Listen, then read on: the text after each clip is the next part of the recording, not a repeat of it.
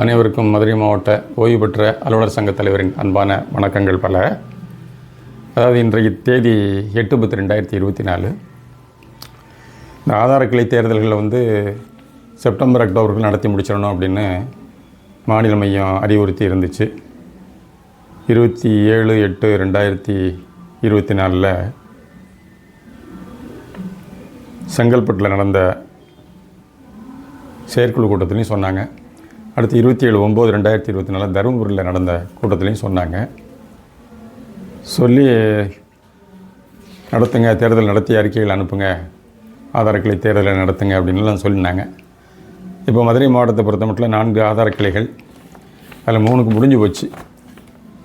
இது கிளை தேர்தல்கள் நடத்துவது குறித்த அறிவுரைகள்னு சொல்லிட்டு இன்றைய தபாலில் மதுரை மாவட்ட தலைவருக்கு கிடைக்கப்பெற்றது. இது ஏற்கனவே உள்ள ஜென்ரல் இன்ஸ்ட்ரக்ஷன்ஸ் தான், இருந்தாலும் முன்கூட்டி வந்தால் ரொம்ப சிறப்பாக இருந்திருக்கும் அப்படிங்கிறது மதுரை மாவட்ட தலைவரின் கருத்து. கிளை தேர்தல் நடத்துவது குறித்த அறிவுரைகள். 1வது பாயிண்ட், அனைத்து கிளை தேர்தல்களும் 31/10/2024 முடிக்கப்பட வேண்டும். 2, முன்னதாக கிளைகள் சார்பாக 2023-24 ஆண்டுக்கான மாவட்ட மாநில மைய ஈவுத்தொகை 31/3/2024 அன்றுள்ள உறுப்பினர் எண்ணிக்கை அடிப்படையில் சங்க அமைப்பு விதிகளின்படி விரைவாக செலுத்தப்பட வேண்டும். அது மதுரை மாவட்டத்தை பொறுத்தவரை அனுப்பிச்சாச்சு. கீழ்காணும் 5 பதவிகளுக்கு தேர்தல் நடத்தப்பட வேண்டும். தலைவர், துணைத் தலைவர், செயலாளர், இணைச் செயலாளர், பொருளாளர். 4, கிளை உறுப்பினர் எண்ணிக்கை 1000க்கு மேல் இருப்பின் அமைப்பு விதிகளின்படி கூடுதலாக ஒரு துணைத் தலைவர் மற்றும் ஒரு இணைச் செயலாளர் சேர்த்து மொத்தம் 7 பதவிகளுக்கு தேர்தல் நடத்தப்பட வேண்டும். 5, கிளை தேர்தல் முன்னர் எப்போது நடந்திருந்தாலும் அனைத்து கிளைகளுக்கும் அனைத்து பதவி பொறுப்புகளுக்கும் தற்போது தேர்தல் நடத்தப்பட வேண்டும். 6, மாவட்ட மையம் கிளை தேர்தல் நடத்துவதற்கான ஒவ்வொரு கிளைக்கும் 15 நாட்களுக்கு முன்னதாக ஒரு தேர்தல் ஆணையர் மற்றும் ஒரு துணை தேர்தல் ஆணையர் ஆகியோரை நியமிக்க வேண்டும். அதெல்லாம் மதுரை மாவட்டத்தை பொறுத்த மட்டும் தேர்தல் ஆணையர்கள்லாம் நியமித்தப்போ அட்வான்ஸாகவே ஆர்டர் போட்டோம். 7வது பாயிண்ட்டு, தேர்தல் அறிவிக்கை நோட்டிஃபிகேஷன் தேர்தல் கால அட்டவணையுடன் வெளியிடப்பட வேண்டும். அதெல்லாம் முன்கூடியே செஞ்சிட்டோம். 8வது பாயிண்ட், தேர்தல் அறிவிக்கைக்கு 5 நாட்களுக்கு முன்னதாக சம்பந்தப்பட்ட கிளைகளின் வாக்காளர் பட்டியல், உறுப்பினர் பட்டியல் கிளைகளால் வெளியிடப்பட வேண்டும். நகல் கிளைச்சங்க அலுவலகத்தில் ஒட்டப்பட வேண்டும். இதெல்லாம் பண்ணிட்டாங்க. 9, வாக்காளர் பட்டியல் வேண்டுபவர்கள் உரிய கட்டணம் செலுத்தினால் நகல் வழங்க வேண்டும். அதாவது தொகையை கிளை தான் முடிவு செய்ய வேண்டும். 10, தேர்தல் அறிவிக்கை வெளியிடப்பட்டதும் கிளை தேர்தல் நடவடிக்கைகள் துவங்கும். அதிலிருந்து நோட்டிஃபிகேஷன் போட்டதிலிருந்து. அப்புறம் 11, தற்போதுள்ள கிளை நிர்வாகிகள் கிளை தேர்தல் முடிந்து புதிய நிர்வாகிகள் பொறுப்பேற்கும் வரை பதவியில் தொடர்வார்கள். எக்ஸிஸ்டிங் ஆஃபீஸ் பேரர்ஸ் கிளை தேர்தல் நடந்து முடிஞ்சு 4-5 நாள் கழித்து அவங்க பதவி ஏற்றாலும் அது வரைக்கும் இவங்க கண்டினியூ பண்ணுவாங்க அப்படிங்கிறத சொல்லியிருக்கிறாங்க. 10, தேர்தல் அறிவிக்கை வெளியிடப்பட்டதும் கிளை தேர்தல் நடவடிக்கைகள் துவங்கும். அப்புறம் 12வது பாயிண்ட், வேட்பாளர் தகுதி.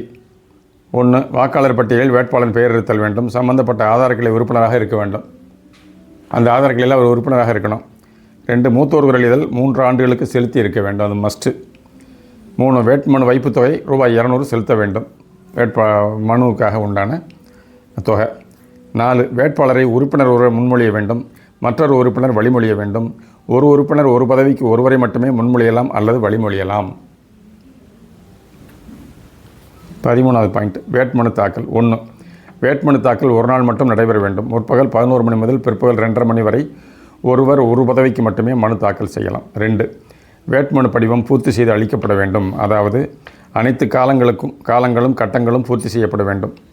உரிய இணைப்புகள் இணைக்கப்பட வேண்டும். குறிப்பாக உறுப்பினர் சான்று, அந்த சங்கத்தில் உறுப்பினராக இருக்கிறார் அப்படிங்கிறதுக்கு உண்டான சான்று, அப்புறம் மூத்தோர் தொகை குரல் சந்தா சான்று, வைப்புத்தொகை ரசீது இணைக்கப்பட வேண்டும். இதெல்லாம் அட்டாச் பண்ணி தான் வேட்புமனு நாமினேஷன் ஃபாரத்தை சப்மிட் பண்ணணும்.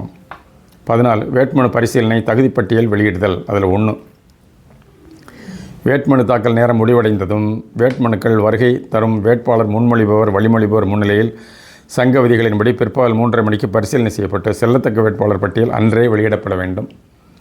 அடுத்து 2, எந்த ஒரு பதவிக்கும் போட்டி வேட்புமனு தாக்கல் செய்யப்படாத நிலையில் அன்றே அவர் தேர்வு செய்யப்பட்டதாக அறிவிக்கப்பட வேண்டும். ஒருத்தருமே வேறு போட்டியே இல்லை அப்படின்னா அவரே ஏற்கனவே ஒரு பதவி வேட்புமனு தாக்கல் செய்தவரையே அவரை டெக்ளேர் பண்ணிடலாங்கிறாங்க. 15வது பாயிண்ட், வேட்புமனு திரும்ப பெறுதல். 1, வேட்பாளர் எவரும் மறுநாள் முற்பகல் 11 மணியிலிருந்து பிற்பகல் 2:30 மணி வரை தனது வேட்புமனுவை திரும்ப பெறலாம். வேட்பாளர் நேரிலோ அல்லது முன்மொழிந்தவர் வழிமொழிந்தர் மூலமாகவோ உரிய படிவத்தை பூர்த்தி செய்து அளிக்கலாம். அவர் நேராக தான் வரணுங்கிறது இல்லை. என்னோட வித்ட்ராயல் பண்ணுறவங்க வந்து வர்றதுக்கு யோசிப்பாங்க பொதுவாக. அவரே நேரம் வந்து பண்ணலாம், அப்படி இல்லையா யார் ப்ரப்போஸ் பண்ணாங்களோ அவங்கள மூலமாகவும் அனுப்பலாம் அப்படிங்கிறாங்க. 2, வேட்புமனு திரும்ப பெற்றவர்கள் பட்டியல் வெளியிடப்பட வேண்டும். அந்த மாதிரி வித்ட்ரா பண்ணவங்க லிஸ்ட்டை அடுத்து வெளியிடணும். அடுத்து 16வது பாயிண்ட், இறுதிப்பட்டியல் வெளியிடுதல். 1, அன்றே பிற்பகல் 3:30 மணிக்கு போட்டியிடும் வேட்பாளர் இறுதிப்பட்டியல் வெளியிடப்பட வேண்டும். 2, எந்த ஒரு பதவிக்கும் போட்டி இல்லை என்ற நிலையில் அப்பதவிக்கு வேட்புமனு செய்தவர் போட்டியின்றி தேர்வு செய்யப்பட்டதாக அறிவிக்கப்பட வேண்டும். வேறு யாரும் போட்டியே இல்லை, இவர் வேட்புமனு போட்டவர் தான், அது தவிர வேறு யாரும் வரலை அப்படின்னா டெக்ளேர் பண்ணிடலாம் அப்போவே அப்படின்னு சொல்கிறாங்க. 17வது பாயிண்டில் போட்டி இருப்பின் வாக்குப்பதிவு. 1வது பாயிண்ட், ஒவ்வொரு பதவிக்கும் தனித்தனியாக வாக்குச்சீட்டுகள் தயாரிக்கப்பட வேண்டும். 2வது பாயிண்ட்டு, வாக்காளர் பட்டியல் எண்ணிக்கைக்கு ஏற்ப கூடுதலாக 2% வாக்குச்சீட்டுகள் தயாரிக்க வேண்டும். 3, வாக்குப்பதிவின் போது வாக்குச்சீட்டின் பின்புறம் தேர்தல் ஆணையர் கையொப்பமிட்டு அளிக்க வேண்டும். 4, இறுதி வேட்பாளர் பட்டியல் வெளியிடப்பட்ட நாளிலிருந்து 5வது நாள் வாக்குப்பதிவு நடத்தப்பட வேண்டும்.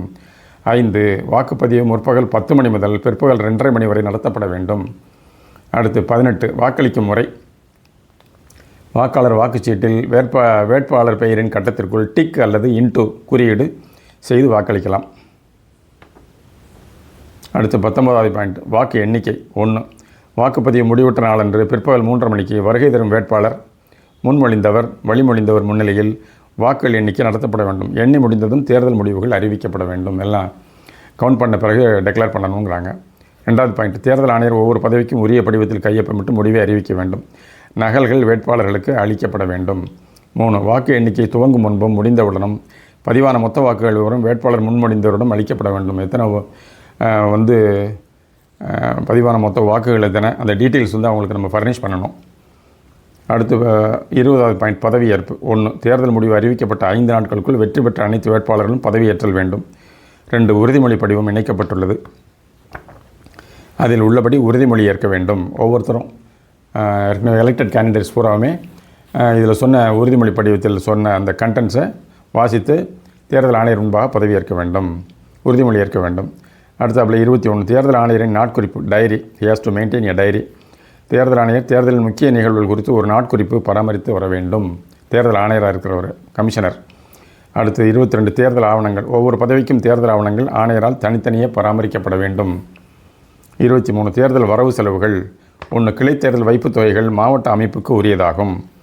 அவங்கள்ட்ட டெபாசிட் பண்ணது, அதாவது இந்த 200 ருபீஸ் கட்டியிருக்காங்க இல்லையா, அது வந்து அன்றைக்கி தேதிக்கு என்ன செலவாச்சோ, சாப்பாடு செலவு இல்லை ஜெராக்ஸ் எடுத்தது வச்சது போல பென்சில் பேனா குச்சி வாங்கினது எல்லாம் கழிச்சது போக மிச்சத்தை வந்து மாவட்ட மையத்திற்கு அனுப்பணும் அப்படின்றாங்க. மாவட்ட அமைப்புக்கு உரியதாகும். 2வது பாயிண்ட், மாவட்ட மையம் தேர்தல் செலவுகளை வைப்புத் தொகை வரவுகளிலிருந்து மேற்கொள்ள வேண்டும். அதிலிருந்து அந்த வந்த தொகையிலிருந்து அதை மேற்கொள்ள வேண்டும். 3, கூடுதல் செலவினங்கள் ஏற்பட்டால் சம்பந்தப்பட்ட ஆதாரக்களை செலவினத்தை ஏற்க வேண்டும்.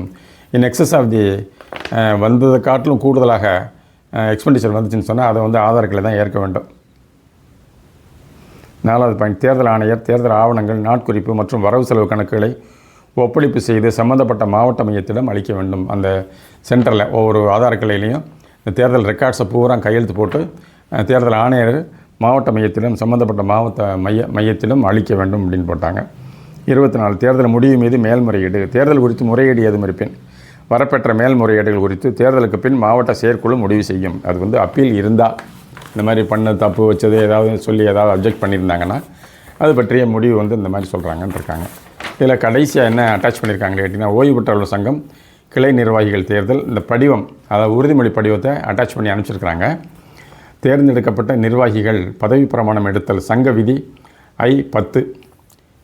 இந்த கிளை நிர்வாகிகள் தேர்தலில் இன்ன பதவிக்கு தேர்ந்தெடுக்கப்பட்ட நான் கீழ்கண்ட பதவியேற்பு உறுதிமொழி எடுத்துக்கொள்கிறேன். உறுதிமொழி: நான் என் பதவி காலத்தில் இச்சங்கத்திற்கு உண்மையாக இருப்பேன் என்றும் சங்க அமைப்பு விதிகளை கடைப்பிடித்து வருவேன் என்றும் சங்க உறுப்பினர்களின் நலனுக்கும் சங்க வளர்ச்சிக்கும் பாடுபடுவேன் என்றும் உறுதி கூறுகிறேன் அப்படின்னு மட்டும் அவர்கிட்ட ஒப்பம் வாங்கி தேதி நாள் அவரோட பெயர் என்ன பதவிக்கு இது பண்ணிருக்கிறாரு அப்படிங்கிற தேர்ந்தெடுக்கப்பட்டிருக்கிறார் அப்படிங்கிறத கீழே எழுதிடணும். என் முன்னிலையில் போட்டு பிஃபோர் மீயை போட்டு தேர்தல் ஆணையர் துணை ஆணையர் யாராவது ஒருத்தரும் போடலாம், 2 பேரும் போடலாம். டேட்டு அதில் வந்து நாள் என்னைக்கு எந்த இடத்துல நீங்கள் இந்த தேர்தல் நடத்துனதுக்கு இந்த அவர்கிட்ட உறுதிமொழி பத்திரம் வாங்குறீங்க அப்படிங்கிற டீட்டெயில்ஸ் எல்லாம் இந்த படிவத்தில் அருமையாக இந்த இன்ஸ்ட்ரக்ஷன்ஸ் கொடுத்ததுக்கு பின்னாடி அட்டாச் பண்ணி அனுப்பிச்சிருக்கிறாங்க. இது மதுரை மாவட்டத்தை பொறுத்த மட்டும் எல்லா 3 இது வரைக்கும் நடந்த ஆதார் கிளையில் 3 ஆதார் கிளையிலிருந்தும் எல்லார்ட்டிருந்துமே இந்த பதவி பிரமாணம் எடுக்கிறது மற்ற எல்லா ஃபார்மாலிட்டிஸுமே நல்லபடியாக முடிச்சாச்சு. இனிமேல் ஒன்றே ஒன்று தான் நடக்கணும், வாடிப்பட்டி மத்தியில் தான் நடக்கணும். அதுக்கு இதில் சொல்லியிருக்க இன்ஸ்ட்ரக்ஷன்ஸ் ஏற்கனவே இருக்கிற எக்ஸிஸ்டிங் இன்ஸ்ட்ரக்ஷன்ஸ் தான், இருந்தாலும் ரீட்ரேட் பண்ணி இதை இன்ஸ்ட்ரக்ஷன்ஸ்னால் நமக்கு தெரியணும் அப்படிங்கிறதுக்காக மாநில மையத்திலேருந்து அனுப்பிச்சிருக்கிறாங்க. கொஞ்சம் முன்னாடி வந்திருந்தால் இன்னும் ரெண்டு நல்ல உபயோகரமாக இருந்திருக்கும். பரவாயில்லை, அவங்களுக்கு என்னென்ன வேலையோ தெரியாது. இருந்தாலும் அதையும் மீறி இதை அனுப்பிச்சதுக்கு அவர்களுக்கு மாநில மையத்திற்கு நன்றியை சொல்லி இந்த இன்ஸ்ட்ரக்ஷன்ஸ் பூரா கடைப்பிடித்து வரக்கூடிய தேர்தல்களை நடத்துவதற்கும் சரி, இல்லை இப்போ இன்னும் எஞ்சியுள்ள அந்த கிளை ஆதார கிளைக்கு தேர்தல் நடத்துவதையும் நடத்த வேண்டும் என்பதை சொல்லி அமைவது மதுரை மாவட்ட ஓய்வு பெற்ற அலுவலர் சங்கத் தலைவர். அனைவருக்கும் வணக்கம், நன்றிகள் பல பல பல.